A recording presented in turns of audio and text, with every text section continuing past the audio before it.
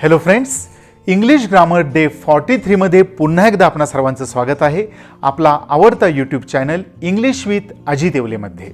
तर आजच्या पाठमध्ये आपण अभ्यासणार आहोत इंग्लिश ग्रामरमधील अतिशय महत्त्वाच्या प्रकारांपैकी एक असणारा ज्याचं नाव आहे क्लॉज म्हणजेच उपवाक्य। बघा, आजचा टॉपिक आहे क्लॉज, ज्याला आपण मराठीमध्ये म्हणतो उपवाक्य। या शब्दातूनच तुमच्या लक्षात आला असेल उपवाक्य म्हणजेच हा वाक्याचाच भाग असणार आहे। तर बघा आता क्लॉज म्हणजे नेमकं काय। जो शब्दसमूह वाक्याचा भाग असून ज्यामध्ये एक कर्ता व एक विधेय असते त्यास क्लॉज असे म्हणतात।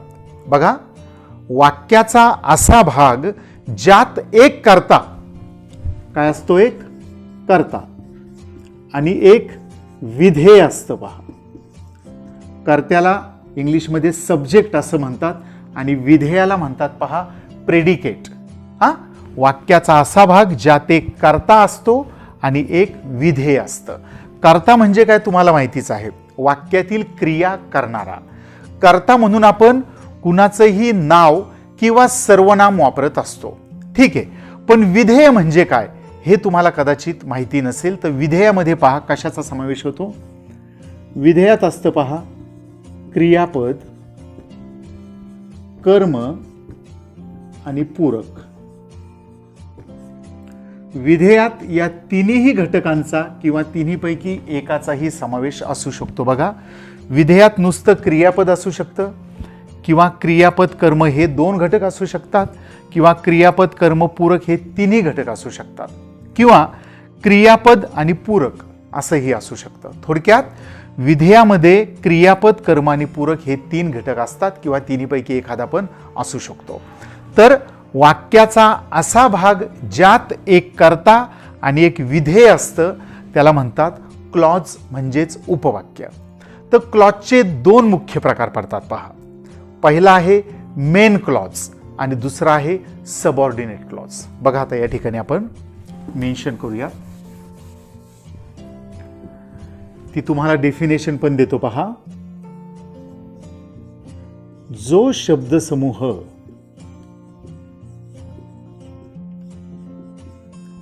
वाक्याचा भाग असून ज्यामध्ये एक कर्ता व एक विधेय असते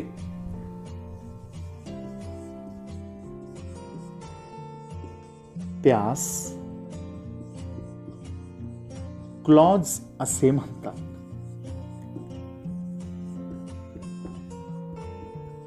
बघा, आता जो शब्दसमूह वाक्याचा भाग असून ज्यामध्ये एक कर्ता व एक विधेय असते त्या शब्दसमूहाला क्लॉज असे म्हणतात। क्लॉजचे दोन प्रकार पडतात पहा। पहिला आहे मेन क्लॉज, ज्याला आपण मराठीमध्ये मुख्य उपवाक्य असं म्हणतो। बघा, आता मेन क्लॉज कशाला म्हणायचे पहा, एकदम सिंपल आहे। आता क्लॉज म्हणजे काय आपण पाहिलेलंच आहे की वाक्यातील असा शब्दसमूह ज्यात एक कर्ता व एक विधेय असतं।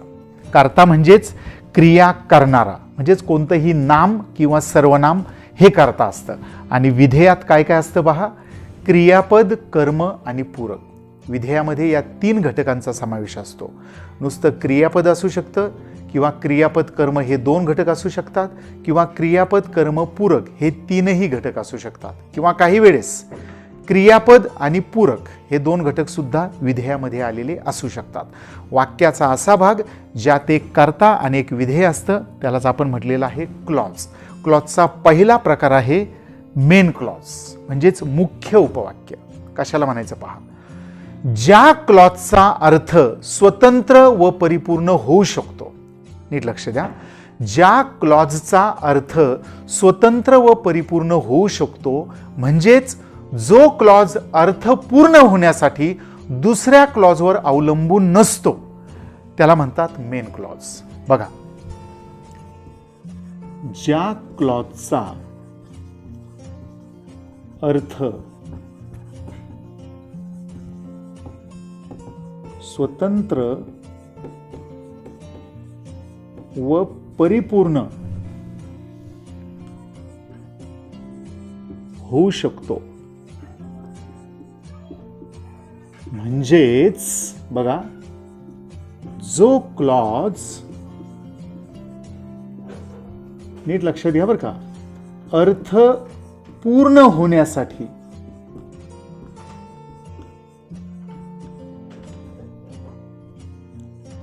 दुसऱ्या क्लॉजवर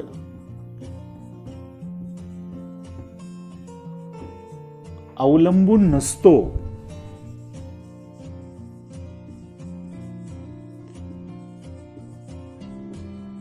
त्यास मेन क्लॉज असे म्हणतात. खूप सिंपल आहे पहा. लक्षात घ्यायला थोडंसं तुम्हाला या ठिकाणी किचकट वाटत असेल, पण खूप महत्त्वाचं आहे. सांगितलं जात आहे ते व्यवस्थित समजून घेण्याचा प्रयत्न करा. आपोआप आपल्याला सगळ्या गोष्टी लक्षात येतील. फक्त कॉन्सन्ट्रेशन पाहिजे जे सांगतोय त्याकडं. बघा, ज्या क्लॉजचा अर्थ स्वतंत्र व परिपूर्ण होऊ शकतो, म्हणजेच जो क्लॉज अर्थ पूर्ण होण्यासाठी दुसऱ्या क्लॉजवर अवलंबून नसतो, त्यास मेन क्लॉज असे म्हणतात.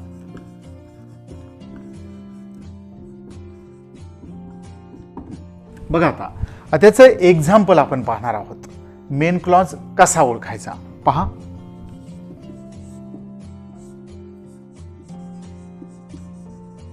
The thieves ran away when the police came. The thieves ran away when the police came. यातला आपल्याला आता मेन क्लॉज ओळखायचा आहे. मेन क्लॉज आपण काय म्हटलेलं आहे? क्लॉज म्हणजे वाक्याचा असा भाग ज्यात एक कर्ता आणि एक विधेय असतं. तर मग यामध्ये कोणते क्लॉज आलेले आहेत ते आपण मार्क करून घेऊ. बघा, द थीव्स रॅन अवे, यामध्ये पहा, द थीव्स हा कर्ता आहे, रॅन हे क्रियापद आहे आणि त्याला जोडून आलेलं पुढे हे क्रियाविशेषण म्हणजेच पूरक म्हणून आलेलं आहे. तर थोडक्यात काय, द थीव्स हा कर्ता आहे आणि रॅन अवे हे विधेय आहे. बघा, एक कर्ता आणि एक विधेय, कर्ता आणि विधेय, याला काय म्हणतो आपण? क्लॉज. म्हणजे हा एक क्लॉज आहे वाक्यातला. कोणता? The thieves ran away. पूर्ण एकत्र अंडरलाईन करू आपण. हा त्यातला कर्ता आहे आणि हा विधेय आहे. तर एकूण क्लॉज हा झाला पहा आपला. तर या वाक्यात अजून एक क्लॉज आहे पहा. त्यामध्ये पहा, when the police came. The police हा कर्ता आहे आणि केम हे क्रियापद आहे, जे या ठिकाणी काय म्हणून आलेलं आहे? विधेय. मग आपण या ठिकाणी याला विधेय असं संबोधू, प्रेडिकेट. ओके. द पोलीस केम, कर्ता आणि विधेय. कर्ता आणि विधेय एकत्र आलं म्हणजे त्यालाच आपण काय म्हणतो? क्लॉज. म्हणजे द पोलीस केम हा झाला एक क्लॉज. हां, जसं द थीव्स रॅन अवे यातही एक कर्ता आणि विधेय आलंय आणि द पोलीस केम यातही एक कर्ता आणि विधेय आलं. आणि जो शब्दसमूह वाक्याचाच भाग असून ज्यात एक कर्ता आणि एक विधेय असतं त्यालाच आपण काय म्हणतो? क्लॉज. बघा ना, इथे जो शब्दसमूह वाक्याचा भाग असून ज्यामध्ये एक कर्ता व एक विधेय असते त्यास क्लॉज असे म्हणतात. हे पहा, कर्ता विधेय म्हणजे हा संपूर्ण एक काय झालेला आहे? क्लॉज. या ठिकाणी आपण याला क्लॉज असं संबोधू. त्यानंतर द पोलीस केम, यातही पहा, हा कर्ता आहे आणि हे विधेय आहे. ज्या शब्दसमूहात एक कर्ता आणि एक विधेय असतं तो काय असतो? क्लॉज. म्हणजे या वाक्यात दोन क्लॉज आलेले आहेत पहा. दोन क्लॉज आहेत, पण एक शब्द तुम्हाला या ठिकाणी वेगळा दिसतोय पहा, व्हेन. हा दोन्हीपैकी कोणत्याही क्लॉजमध्ये आपण अंडरलाईन केलेला दिसत नाहीये. लक्षात घ्या, हा जो शब्द आहे ना, हा काय करतोय? दोन क्लॉज एकत्र जोडण्यासाठी त्याचं काम आहे. हां, तर हे जे कंजंक्शन आहे हे व्हेन, या ठिकाणी व्हेन जरी दिसतोय तर या जागी पहा, what, why, when, where, who, whom, whose, which how, as, that, if, unless, till, until, because, since, though, although असे कोणतेही कंजंक्शन या ठिकाणी येऊ शकतात दोन क्लॉज एकत्र जोडण्यासाठी. आणि लक्षात ठेवा, ते जे कंजंक्शन आहे ते नेहमी पुढच्या क्लॉजला जोडून घ्यायचं आहे. म्हणजे या ठिकाणी जो व्हेन आलेला आहे तो या क्लॉजला जोडून घ्यायचा आहे. म्हणजेच आपला व्हेन द पोलीस केम हा दुसरा क्लॉज आहे आणि द थीव्स रॅन अवे हा पहिला क्लॉज आहे. तर आपल्याला या ठिकाणी काय करायचं आहे पहा, वाक्यातला मेन क्लॉज शोधायचा आहे. मेन क्लॉज कशाला म्हणतात? ज्या क्लॉजचा अर्थ स्वतंत्र व परिपूर्ण होऊ शकतो, म्हणजे जो क्लॉज अर्थ पूर्ण होण्यासाठी दुसऱ्या क्लॉजवर अवलंबून नसतो त्याला मेन क्लॉज म्हणतात. मग बघा आता या दोन्ही क्लॉज पैकी कोणत्या क्लॉजचा अर्थ स्वतंत्र आणि परिपूर्ण होऊ शकतो? बघा, द थीव्स रॅन अवे, चोर पळून गेले. आणि या ठिकाणी आहे व्हेन द पोलीस केम, जेव्हा पोलीस आले. या दोन्ही क्लॉज पैकी कोणत्या क्लॉजचा अर्थ पूर्ण होतोय? बघा, जेव्हा पोलीस आले याचा अर्थ पूर्ण होतो का? बघा बरं, जेव्हा पोलीस आले तेव्हा काय असा प्रश्न शिल्लक राहतो ना या ठिकाणी. म्हणजे या क्लॉजचा अर्थ पूर्ण होत नाही. मग दुसऱ्याचा पाहू आपण. द थीव्स रॅन अवे, अर्थ होतो चोर पळून गेले. अर्थ पूर्ण होतोय का? बघा, चोर पळून गेले, वाक्याचा अर्थ पूर्ण होतोय ना. आणि ज्या क्लॉजचा अर्थ पूर्ण होतो त्यालाच आपण काय म्हणत असतो? Main clause. म्हणजे पहा, या क्लॉजचा अर्थ पूर्ण होतोय म्हणजे द थीव्स रॅन अवे हा या वाक्यातील मेन क्लॉज आहे. या ठिकाणी आपण तसं मेन्शन करू. पहा, हा मेन क्लॉज झालेला आहे. पण याचा अर्थ पूर्ण होतो का? पहा, द पोलीस केम, पोलीस आले. एवढंच नाहीये, व्हेन द पोलीस केम आहे इथं क्लॉज मध्ये. व्हेन द पोलीस केम म्हणजे जेव्हा पोलीस आले. याचा अर्थ पूर्ण होतोय का? नाही होत ना. जेव्हा पोलीस आले तेव्हा काय असं शिल्लक राहतो ना आपल्या समोर प्रश्न. म्हणजे या क्लॉजचा अर्थ पूर्ण होत नाही, म्हणजे हा मेन क्लॉज नाही. ज्याचा अर्थ पूर्ण होतो तो मेन क्लॉज, ज्याचा अर्थ पूर्ण होत नाही त्याला काय म्हणायचं हे बघू आपण आणि मग त्याकडे जाऊ आपण. हा पहा, क्लॉजचा पहिला प्रकार आहे मेन क्लॉज आणि दुसरा आता काय आहे तो सबऑर्डिनेट क्लॉज. लक्षात घ्या, ज्याला मराठीत आपण म्हणतो पहा गौण उपवाक्य. गौण म्हणजेच दुय्यम दर्जाचं सबऑर्डिनेट क्लॉज. अगदी याच्या उलट आहे पहा. पहिला काय पाहिला आपण? ज्या क्लॉजचा अर्थ स्वतंत्र व परिपूर्ण होऊ शकतो, म्हणजे जो क्लॉज अर्थ पूर्ण होण्यासाठी दुसऱ्या क्लॉजवर अवलंबून नसतो त्यास मेन क्लॉज असे म्हणतात. अगदी त्या उलट पहा सबऑर्डिनेट क्लॉज. लक्षात घ्या, ज्या क्लॉजचा अर्थ स्वतंत्र व परिपूर्ण होऊ शकत नाही, म्हणजेच जो क्लॉज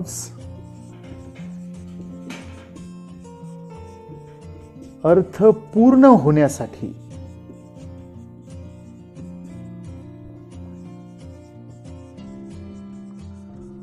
दुसऱ्या क्लॉजवर, दुसरा म्हणजेच कोणता असतो पहा? मेन क्लॉजवर अवलंबून असतो. या ठिकाणी दुसऱ्या म्हणण्यापेक्षा आपण डायरेक्ट म्हणू अर्थ पूर्ण होण्यासाठी मेन क्लॉजवर अवलंबून असतो त्यास सबऑर्डिनेट क्लॉज असे म्हणतात. किंवा शॉर्टमध्ये याला नुसतं सब क्लॉज असंही संबोधलं जातं. पहा, इथे आपण पूर्ण घेऊ, सबऑर्डिनेट क्लॉज असे म्हणतात. लक्षात घ्या, सबऑर्डिनेट क्लॉज गौण उपवाक्य म्हणजेच काय? ज्या क्लॉजचा अर्थ स्वतंत्र व परिपूर्ण होऊ शकत नाही, म्हणजे जो क्लॉज अर्थ पूर्ण होण्यासाठी मेन क्लॉजवर अवलंबून असतो त्यास सबऑर्डिनेट क्लॉज असे म्हणतात. जसं वरच्या एक्झाम्पलमध्ये आपण आता हा शोधू सबऑर्डिनेट क्लॉज. अगोदर आपण काय पाहिलाय, द थीव्स रॅन अवे हा या वाक्यातील मेन क्लॉज आहे, कारण या क्लॉजचा अर्थ पूर्ण झालेला आहे आणि ज्या क्लॉजचा अर्थ पूर्ण होतो तो मेन क्लॉज. आणि अगदी त्याच्या उलट ज्या क्लॉजचा अर्थ स्वतंत्र व परिपूर्ण होऊ शकत नाही, म्हणजे जो क्लॉज अर्थ पूर्ण होण्यासाठी मेन क्लॉजवर अवलंबून असतो, त्याला आपण म्हणणार आहोत सबऑर्डिनेट क्लॉज. बघा, व्हेन द पोलीस केम हा यातला दुसरा क्लॉज आहे. अर्थ काय होतो याचा?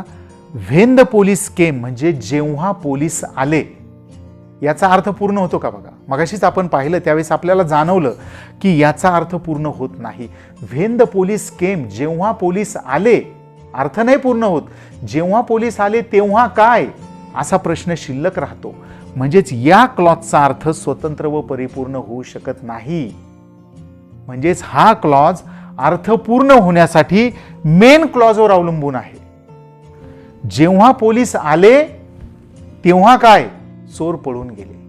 म्हणजे पहा, जेव्हा पोलीस आले तेव्हा चोर पळून गेले, म्हणजे याचा अर्थ पूर्ण होण्यासाठी हा क्लॉज मेन क्लॉजवर अवलंबून आहे.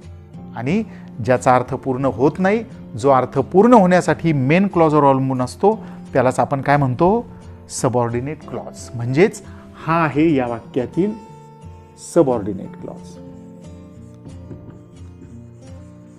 ठीक आहे. द थीव्स रॅन अवे याचा अर्थ पूर्ण होतो, हा मेन क्लॉज आहे. आणि व्हेन द पोलीस केम याचा अर्थ पूर्ण होत नाही, अर्थ पूर्ण होण्यासाठी हा मेन क्लॉजवर अवलंबून आहे, म्हणून याला म्हणायचं सबऑर्डिनेट क्लॉज. ठीक आहे. आता अजून एक एक्झाम्पल पाहू बरं का आपण या टाईपचं. बघा, आता सेकंड सेंटेन्स पाहतोय. इफ यू स्टडी हार्ड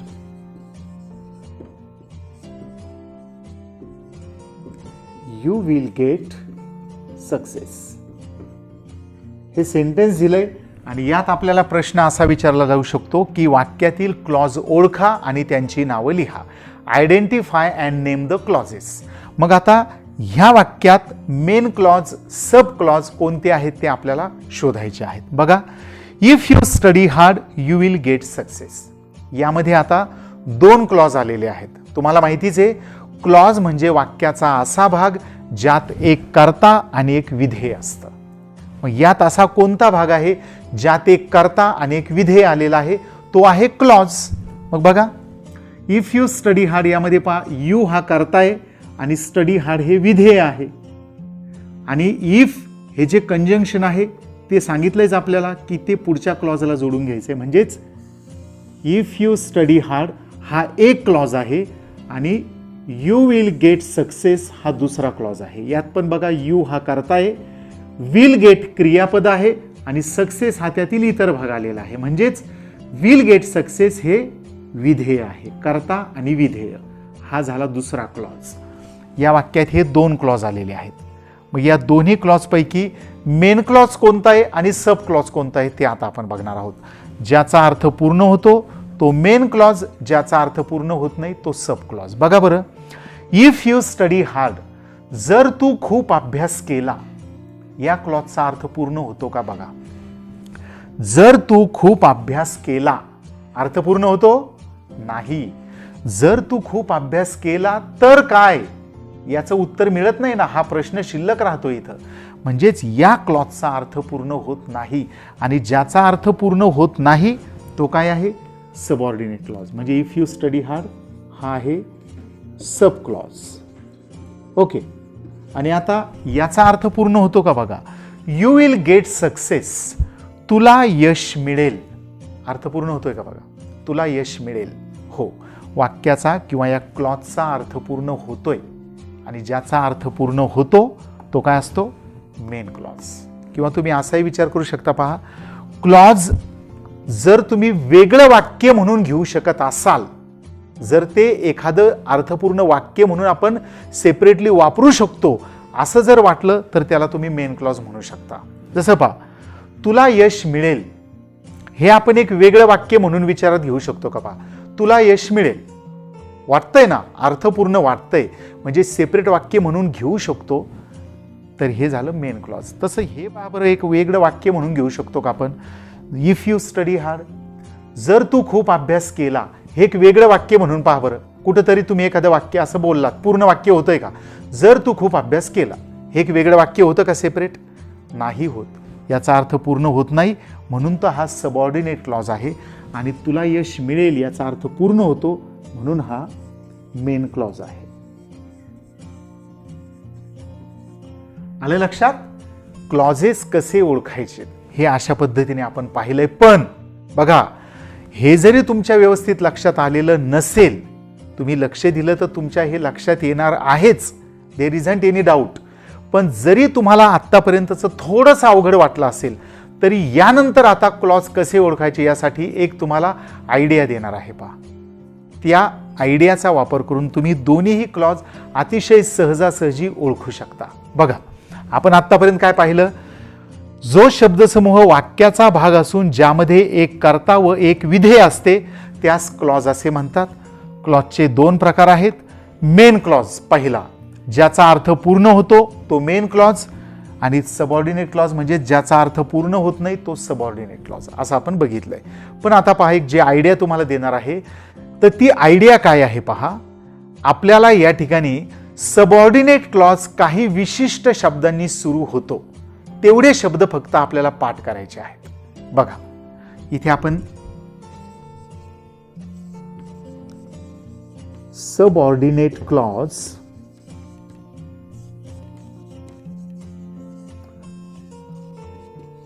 साधारणपणे खालील शब्दांनी सुरू होतो, एवढे शब्द लक्षात घ्यायचे तुम्हाला.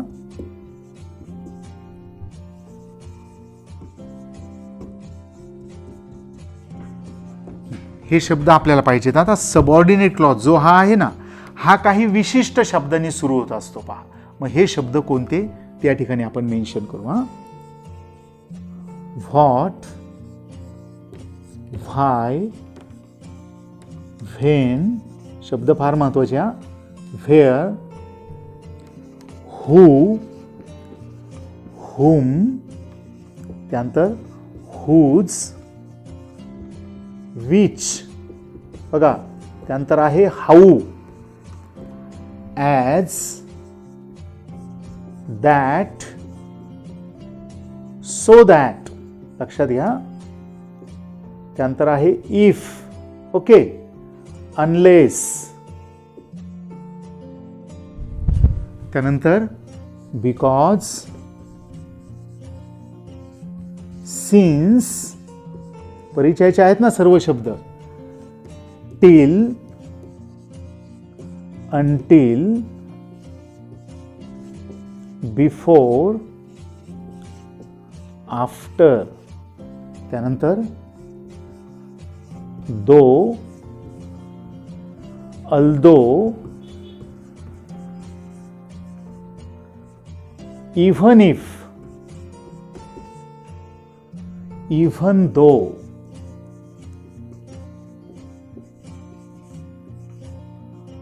as soon as, इत्यादी.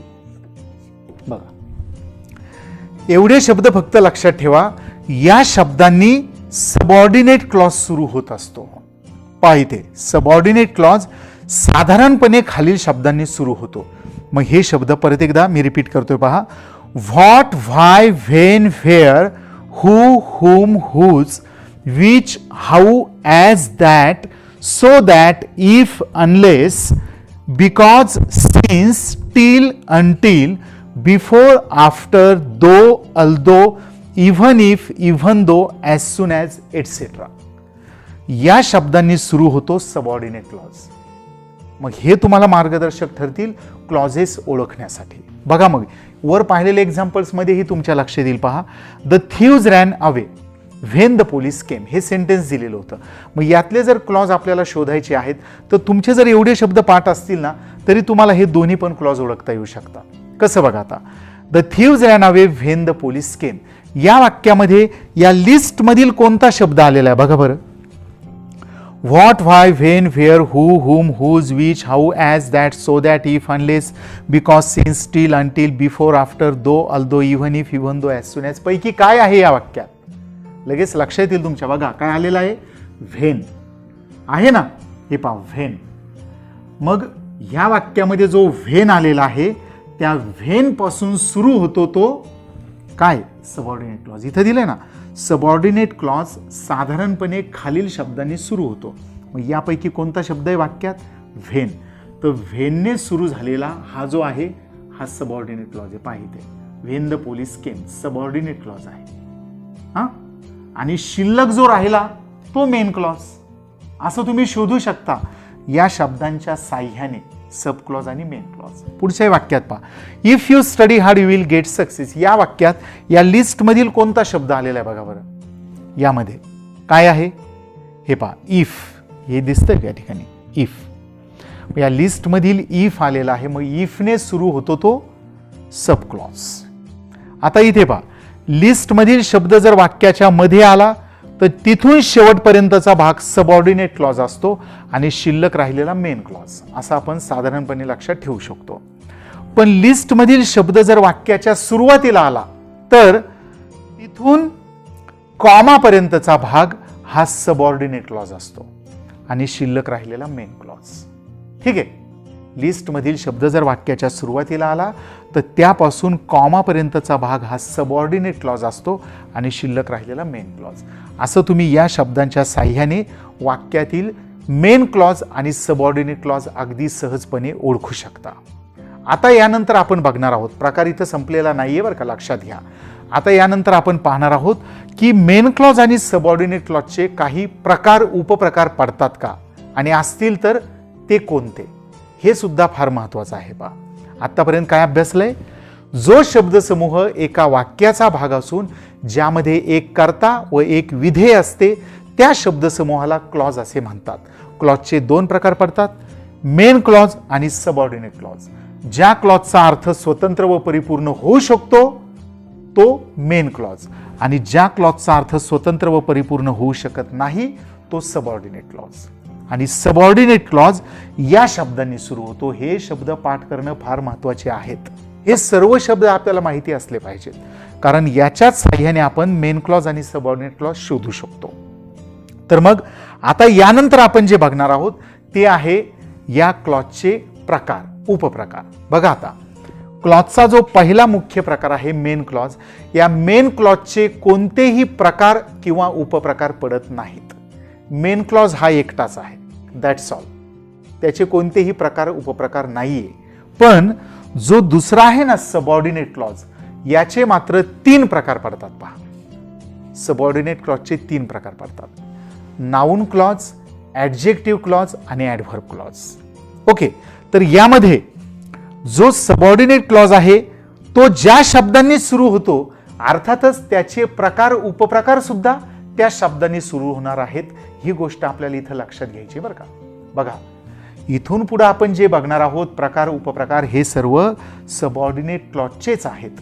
आणि सबऑर्डिनेट क्लॉज ज्या शब्दांनी सुरू होतो अर्थातच त्यांचे प्रकार, उपप्रकार सुद्धा याच शब्दांनी सुरू होणार आहेत. त्यामुळे हे शब्द अजूनही आपल्याला खूप मार्गदर्शक ठरणार आहेत अगदी या टॉपिकच्या शेवटपर्यंत. बघा, सबऑर्डिनेट क्लॉजचा पहिला जो प्रकार आहे नाउन क्लॉज, त्यानंतर ॲडजेक्टिव्ह क्लॉज आणि ॲडव्हर्ब क्लॉज. आता हे जे 3 आहेत ना सबऑर्डिनेट क्लॉजचे, यापैकी नाउन क्लॉजचा कुठलाही उपप्रकार नाहीये, ॲडजेक्टिव्ह क्लॉजचा सुद्धा कोणताही उपप्रकार नाहीये. पण जो तिसरा आहे ना ॲडव्हर्ब क्लॉज, याचे मात्र 8 उपप्रकार पडतात. लक्षात घ्या, 8 उपप्रकार कोणते? Adverb clause of time, adverb clause of place, adverb clause of manner, adverb clause of result, adverb clause of result, adverb clause of purpose, adverb clause of condition आणि ॲडव्हर्ब क्लॉज ऑफ कॉन्ट्रास्ट. हे त्यांचे 8 उपप्रकार आहेत. जरी संख्येने जास्त वाटत असतील तरीही ओळखायला तितकेच सोपे आहेत. हे सर्व आपण अतिशय तपशीलवार पुढच्या पार्टमध्ये बघणार आहोत. आपल्याला क्लॉज कसे ओळखायचे यासाठी पुन्हा एकदा बघा, क्लॉज म्हणजे काय, तर वाक्यातील असा भाग ज्यामध्ये एक कर्ता आणि एक विधेय असतं त्याला म्हणतो आपण क्लॉज. क्लॉजचे 2 प्रकार, मेन क्लॉज आणि सबऑर्डिनेट क्लॉज. ज्या क्लॉजचा अर्थ स्वतंत्र व परिपूर्ण होऊ शकतो, म्हणजे जो क्लॉज अर्थ पूर्ण होण्यासाठी दुसऱ्या क्लॉजवर अवलंबून नसतो, त्यास मेन क्लॉज असे म्हणतात. आणि अगदी त्या उलट सबऑर्डिनेट क्लॉज, ज्या क्लॉजचा अर्थ स्वतंत्र व परिपूर्ण होऊ शकत नाही, म्हणजेच जो क्लॉज अर्थ पूर्ण होण्यासाठी मेन क्लॉजवर अवलंबून असतो त्यास सबऑर्डिनेट क्लॉज असे म्हणतात.